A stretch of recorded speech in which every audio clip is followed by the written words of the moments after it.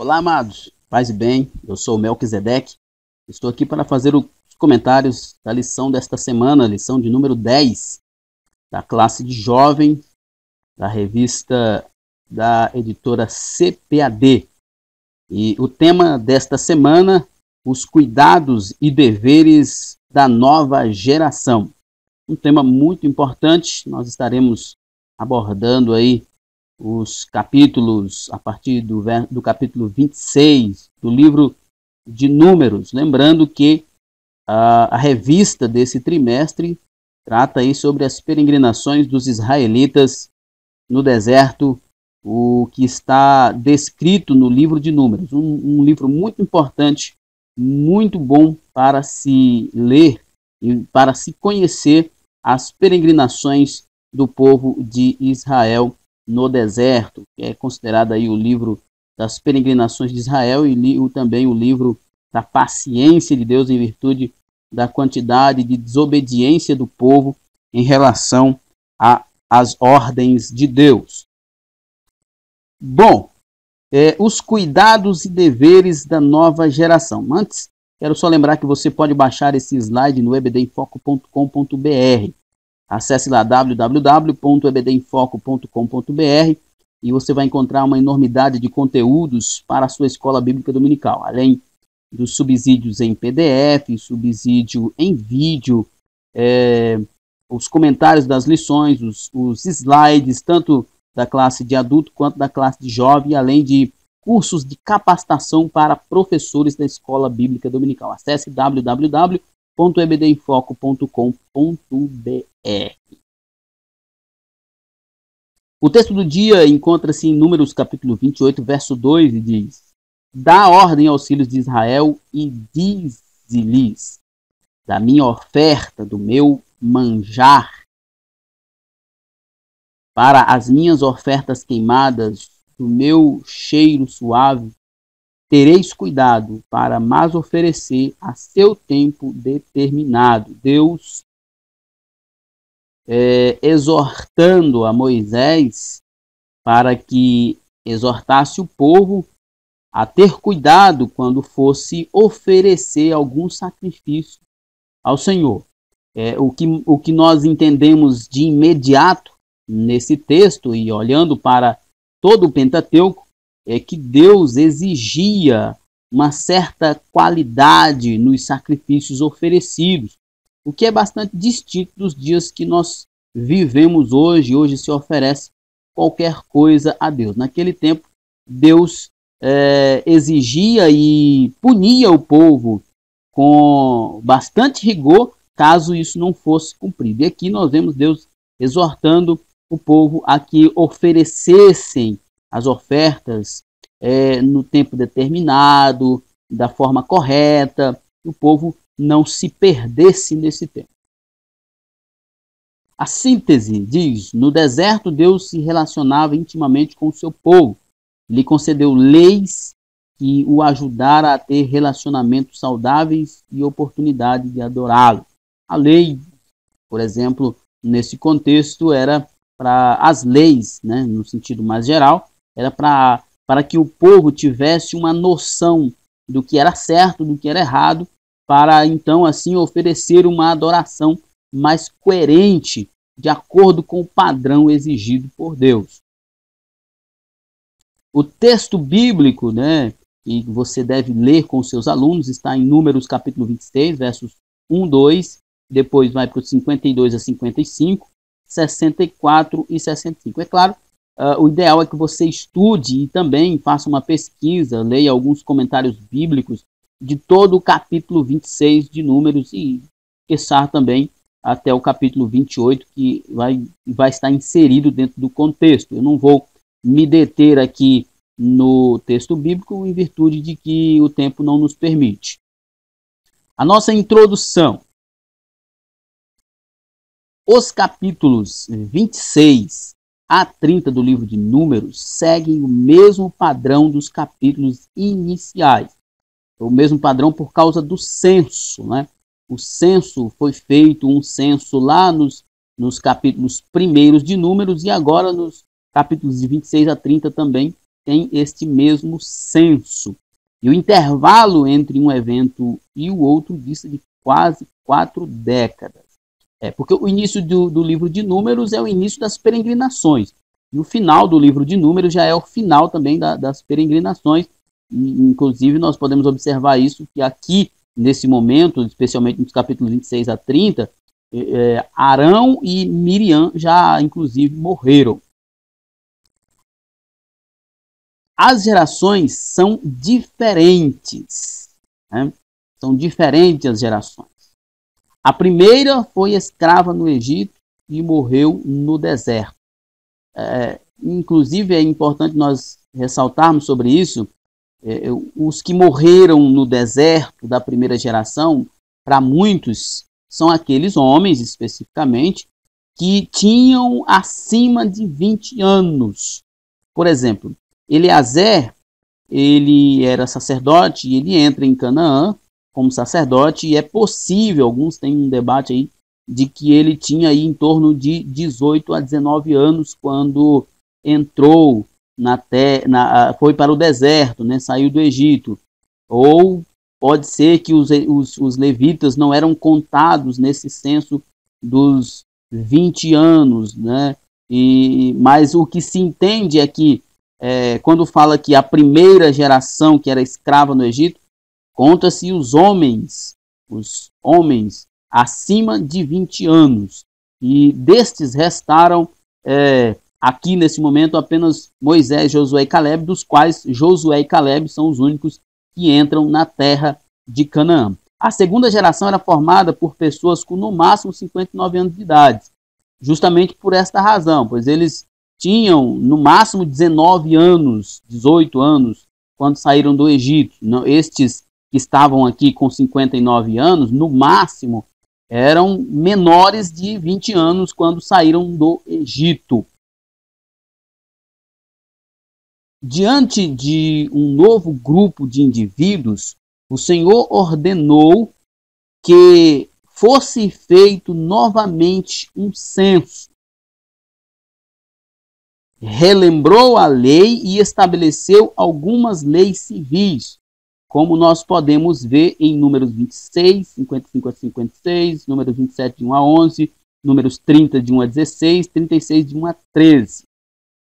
Olha só, aqui nós vemos que é hora de realizar o censo da nova geração e de começar a olhar para o futuro. Israel estava recomeçando graças à fidelidade e misericórdia de Deus.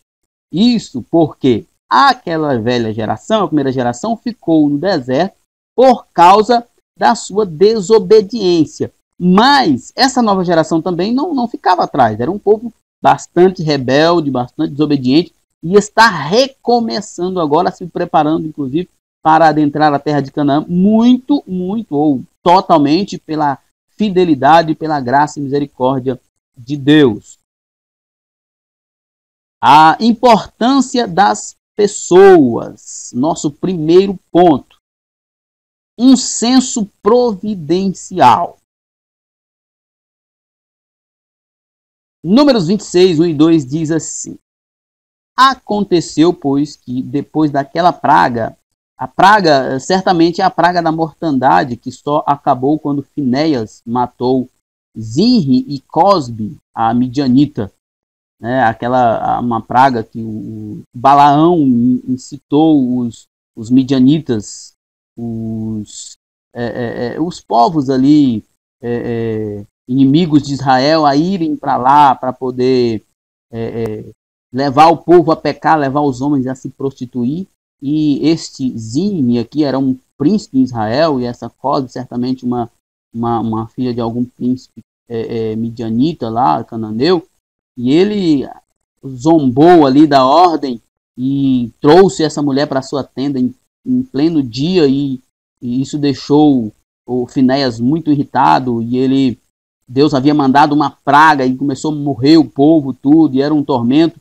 E ele então, Finéias, veio com a sua lança e acertou os dois, possivelmente os dois estavam abraçados, e a lança atravessou os dois, cessando assim aquela praga. Então, aconteceu, pois, que depois daquela praga, falou o Senhor a Moisés e a Eleazar, filho de Arão, o sacerdote, dizendo: tomai a soma de toda a congregação dos filhos de Israel, de idade de 20 anos para cima, e segundo as casas de seus pais, tudo que em Israel vai para o exército.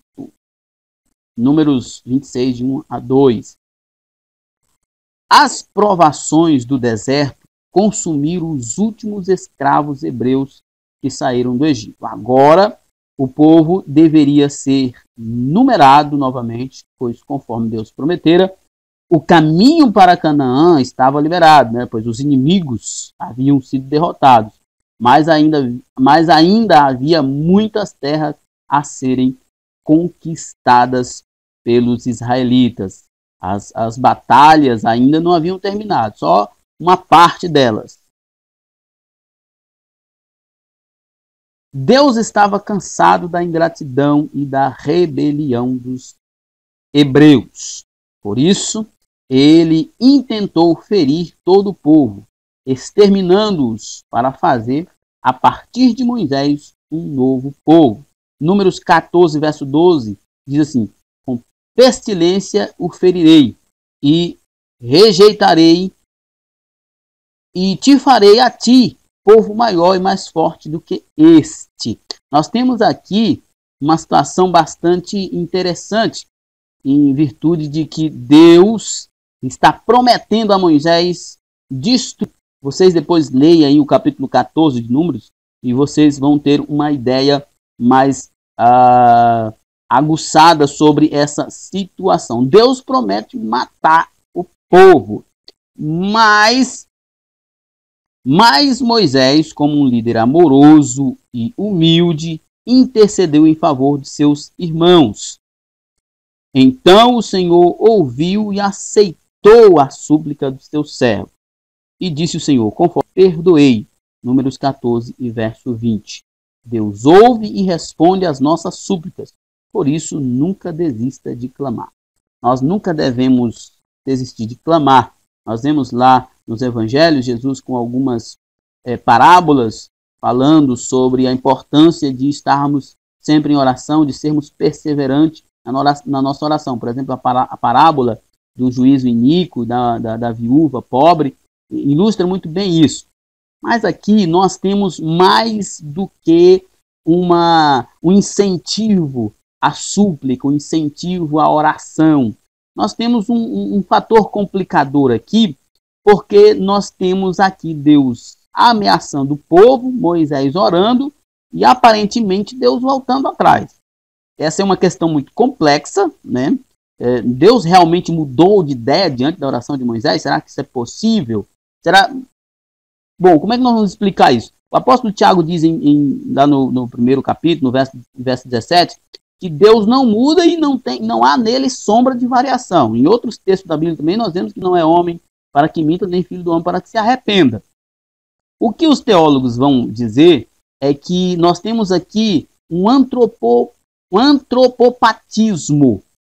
O antropopatismo, ou antropopatia, é atribuir sentimentos, paixões, emoções humanas a Deus. É difícil de explicar isso. Realmente é um texto que eu pesquisei aqui em muitos expositores bíblicos e tem sempre um fator complicador, porque aqui está muito aparente que Deus mudou de ideia, Deus se comoveu, se arrependeu de fato, mas outros textos da Bíblia deixam bem claro que Deus não se arrepende, porque para ele se arrepender no sentido humano, Deus teria que mudar, Deus teria que se arrepender, ele teria que ter sido pior e agora ser melhor, e não há esse tipo de variação. Então, o mais adequado aqui é entender isso como um antropopatismo, uma figura de linguagem que atribui sentimentos humanos a Deus, e não que Deus realmente tenha se arrependido, tenha mudado, tenha deixado de ser imutável. Um exército poderoso.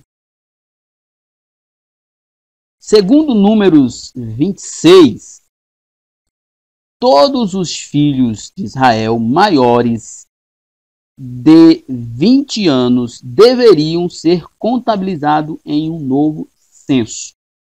Deus estava tratando da nova geração no deserto. O propósito desse censo era saber quem podia servir no exército e também quanto de terra seria distribuída, mas o povo também não podia confiar em si mesmo. Era um desafio, porque Israel ia saber o número do seu exército, e agora era uma possibilidade muito grande de eles começarem a achar que são muito fortes, que não dependem mais de Deus. Mas o censo aqui tem esse objetivo de contar quem poderia ir para o exército, porque Israel vai adentrar a terra, vai possuir a terra e vai se tornar uma nação. E uma nação precisa de um exército. E também para saber a quantidade de terra que seria distribuída. Eles precisavam aprender que diante dos inimigos e das guerras vindouras, não deveriam se gloriar quanto ao número de guerreiros ou à força física dos jovens soldados. Precisavam aprender a confiar inteiramente no Deus que os tirou do Egito e prometeu vitória sobre os inimigos. Olha só, lá em Deuteronômio 8 e 17, nós temos Deus falando para o povo o seguinte: olha, quando vocês entrarem na terra, não pense que o braço de vocês foi que deu a vitória para vocês. Não pense que foi a força de vocês, a espada de vocês, quem conquistou essa terra para vocês. Mas fui eu quem dei a terra para vocês. Fui eu quem tirei vocês do Egito. Fui eu quem trouxe vocês pelo deserto. Fui eu que inseri vocês aqui na terra. Na verdade, o que nós vemos aqui, que o povo precisava entender, que era a graça de Deus em ação. Era Deus quem ia colocá-los, mesmo sem eles merecer, ali dentro da terra de Canaã, ia conquistar a terra para eles, e isso é evidente em todas as batalhas que eles tiveram.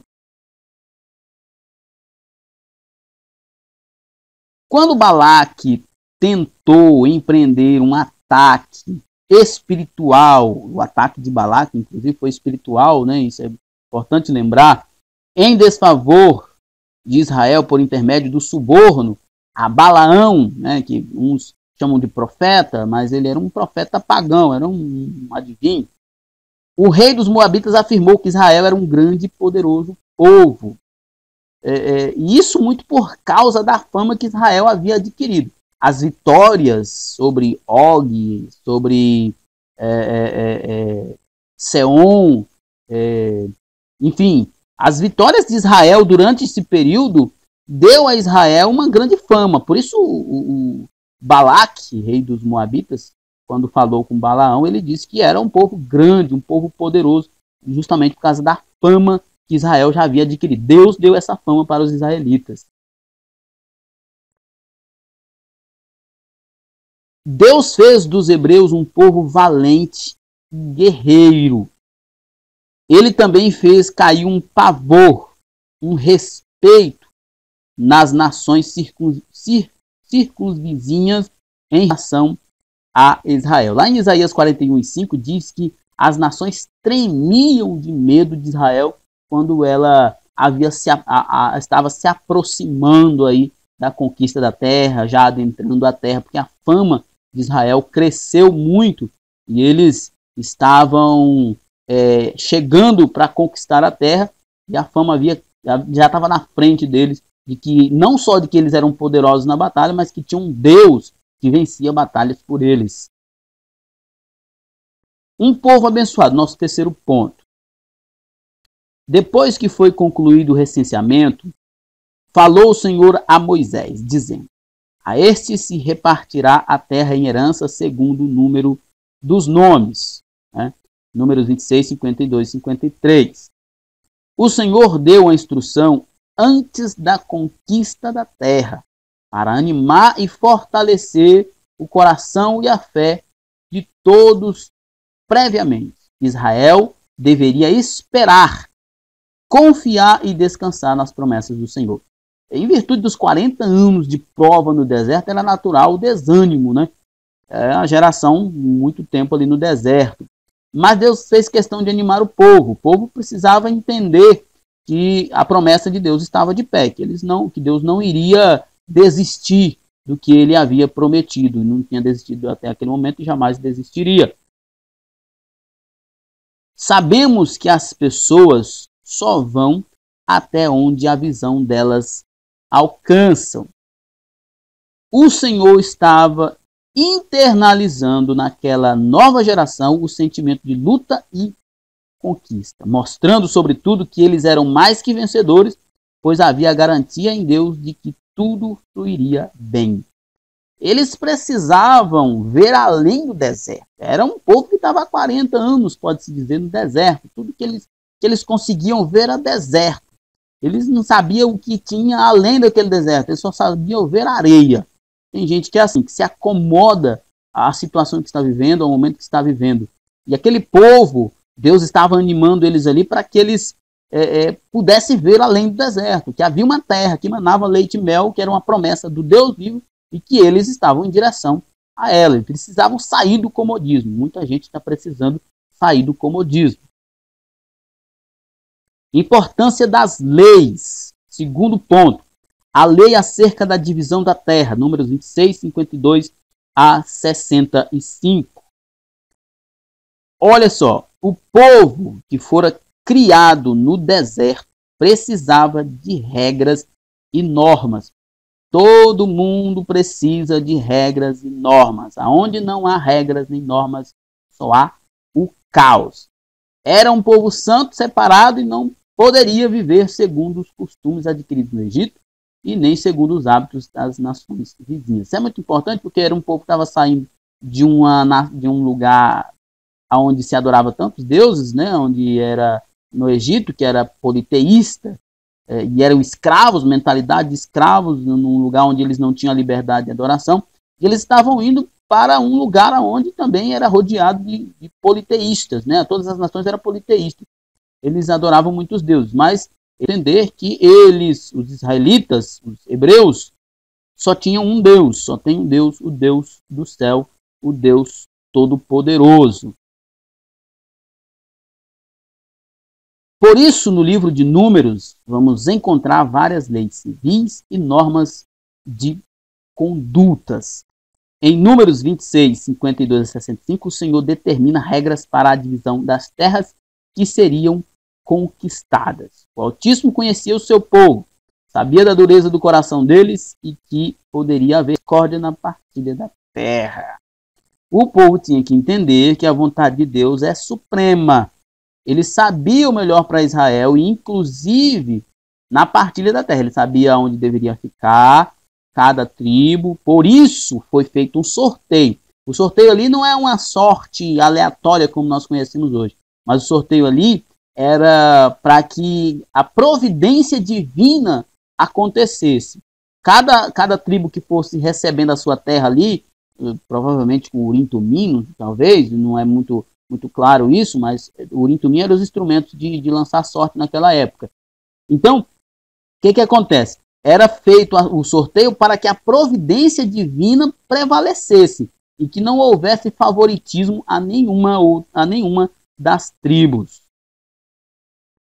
Lei para proteger os relacionamentos. Números 30, de 1 a 16.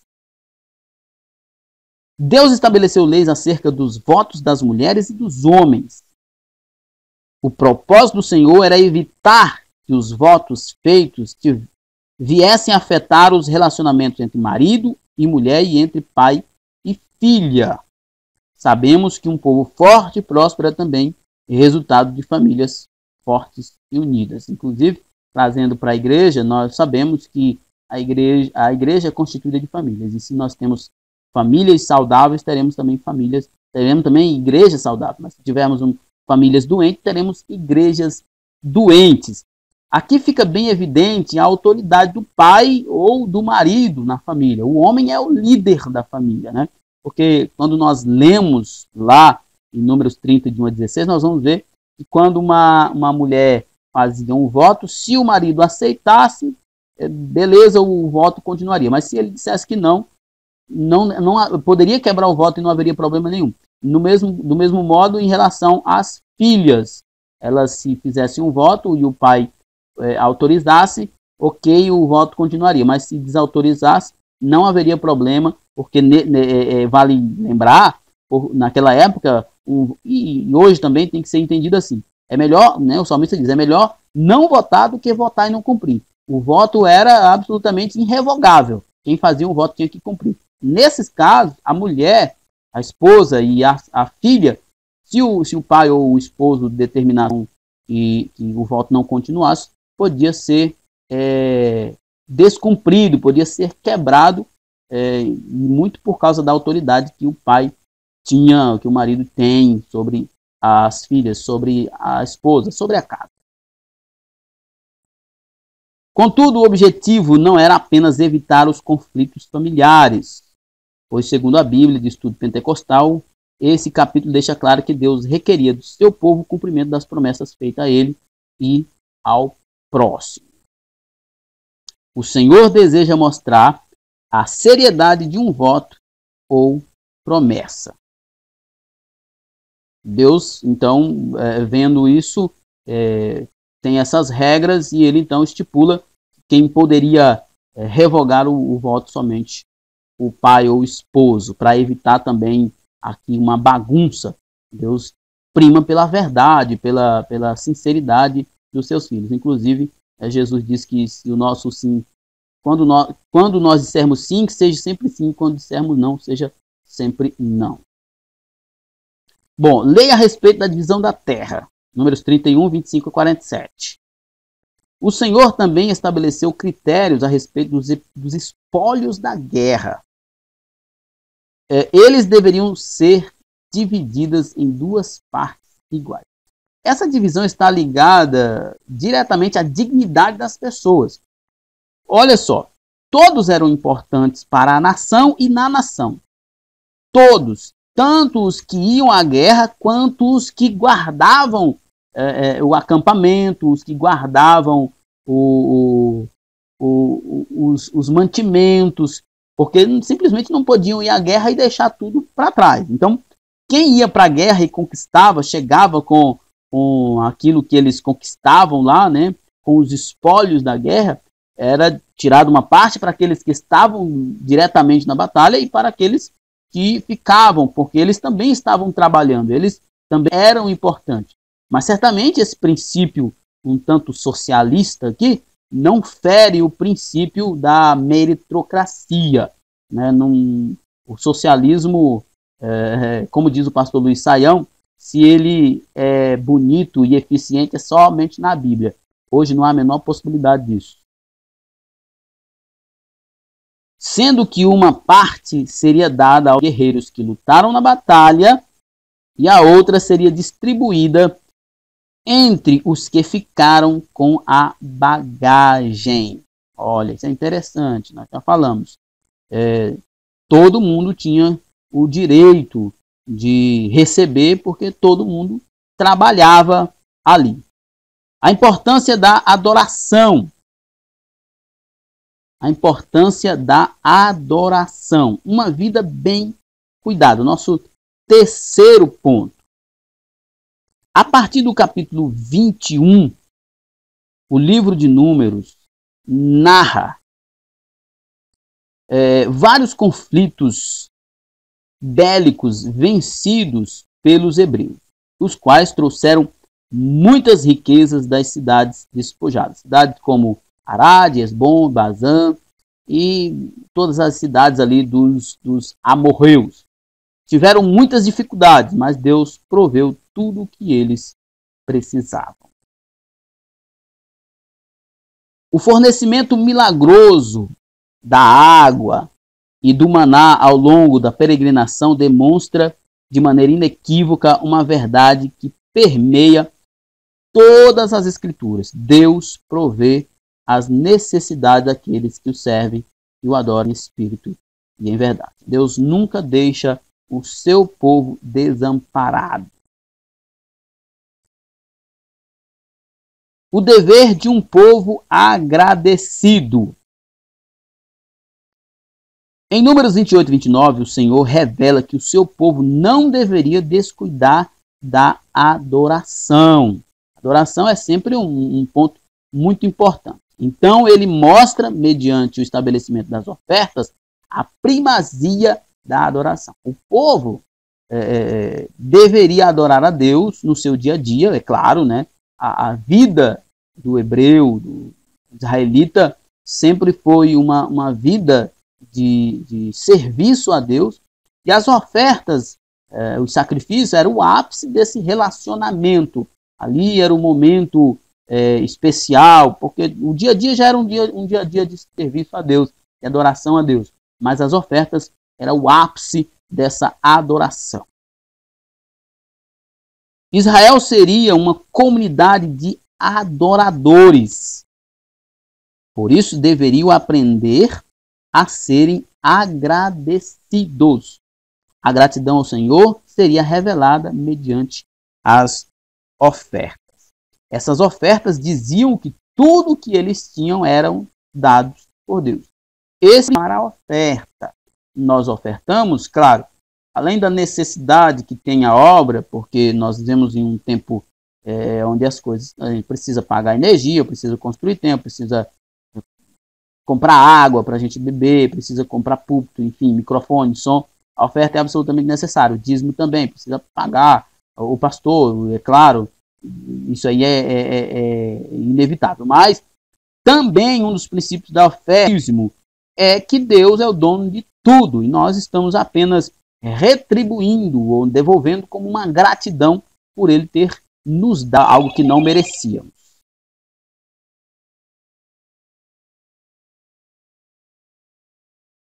As especificações de algumas regras para o recebimento de ofertas na presença do Senhor demonstrava que os hebreus não poderiam fazer o que bem quisessem. Estas coisas farei ao Senhor nas vossas solenidades, além dos vossos votos e das vossas ofertas voluntárias, com os vossos holocaustos e com as vossas ofertas de alimentos, e com as vossas libações e com as vossas ofertas pacíficas. Números 29 e 39. O povo não podia oferecer de qualquer forma, porque Deus não é qualquer um. Isso vale para nós hoje de forma muito explícita, muito evidente. Deus não é qualquer um, por isso nós não podemos oferecer qualquer coisa. Vivemos debaixo de uma nova aliança, mas tal aliança não admite permissividade. As mortes de Ananias e Safira servem como exemplo disso, a fim de que se entenda o que pode acontecer com alguém que desobedece voluntariamente, mentindo para o Espírito Santo. O nosso Deus não mudou, continua santo e exigente. Não é qualquer hino, não é qualquer roupa, não é qualquer oferta, tem que ser aquilo que agrada a Deus. Um Deus que merece ser adorado. A vida deve ser como um culto contínuo de adoração. Esse era e é o propósito de Deus para Israel. Não era por acaso que o tabernáculo encontrava-se no centro do acampamento e tudo se movia ao seu redor. Não havia dualismo na adoração do povo, como tem hoje, né? Duas vidas, vida secular e vida cristã. E isso é muito importante, pois para os judeus tudo que for mais importante deve ficar no centro. Por isso, Levítico está no centro do Pentateuco, o tabernáculo ficar no centro do acampamento, porque tudo que é mais importante fica no centro para os judeus. Números 28 começa com uma grave advertência de Deus. Dá ordem aos filhos de Israel e diz-lhe: da minha oferta, do meu manjar, para as minhas ofertas queimadas, do meu cheiro suave, tereis cuidado para mais oferecer a seu tempo determinado. Deus demonstrou o cumprimento da aliança com seu povo. Agora, o Senhor estava deixando claro que as falhas da jornada no deserto não deveria se repetir e que a adoração dos hebreus na Terra Prometida deveria se transformar num estilo de vida. Nada de dualismo, nada de coisa mal feita, pois Deus é santo e exigente, igualzinho hoje. Conclusão. A nossa conclusão diz: a partir da morte dos últimos representantes da antiga geração, um novo grupo de israelitas que conquistaria a terra dos cananeus precisava entender alguns princípios acerca da vontade de Deus. Por isso o Senhor determinou um novo censo, estabeleceu leis e fez um apelo incisivo sobre a necessidade de que Israel adorasse ao Senhor voluntariamente de todo o coração. A conquista de Canaã exigia muitos esforços dos israelitas.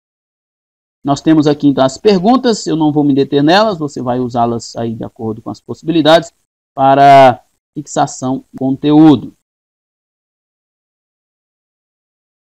Finalizando, lembrando que o EBD em Foco tem os cursos de capacitação. Visite o ebdemfoco.com.br e confira.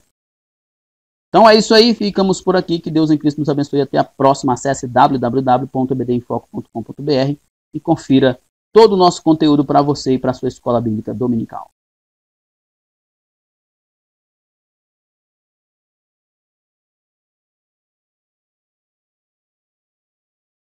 E para a sua escola bíblica dominical.